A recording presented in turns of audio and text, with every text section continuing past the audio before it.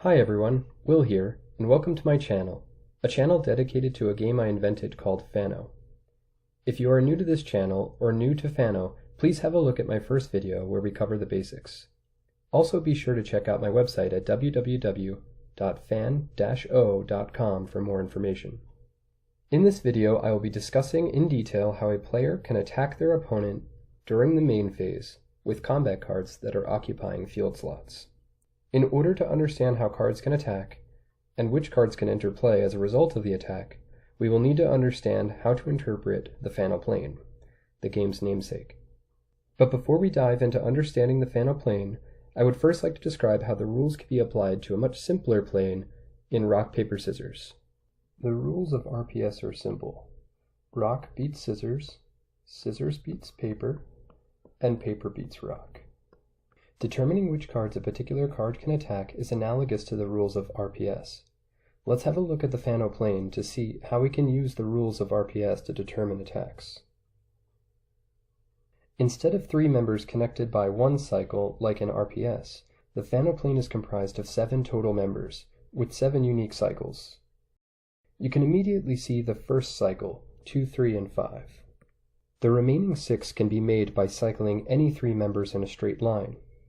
For instance, 4, 5, and 7 are in a straight line and form another cycle. To help visualize this cycle, imagine the numbers on a conveyor belt, and the conveyor belt wraps underneath when it reaches an edge. In this way, 4 can attack a 5, 5 can attack a 7, and 7 has to wrap underneath in order to attack a 4.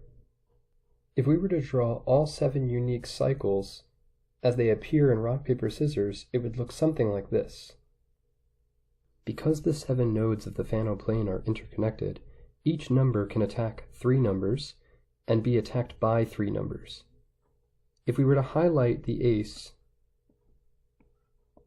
can attack the 5, the 3, or the 2.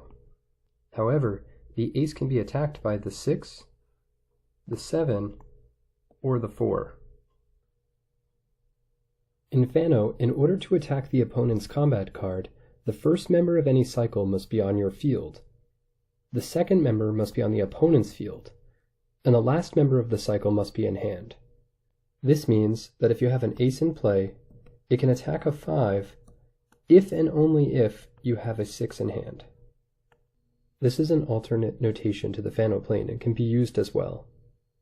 If we look at the other ace attacks, ace can attack a 2 if and only if you have a 4 in hand.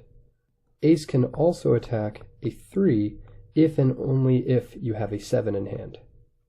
Let's say that you had an ace in play and your opponent had a 5 in play. And during your main phase, you attacked the 5 with your ace because you had a 6 in hand. The ace and 5 would go to each of their respective discards, and the 6 in hand would come into play. Attacking does not end the main phase, and any cards that enter during the main phase can be used in sequential attacks or combinations.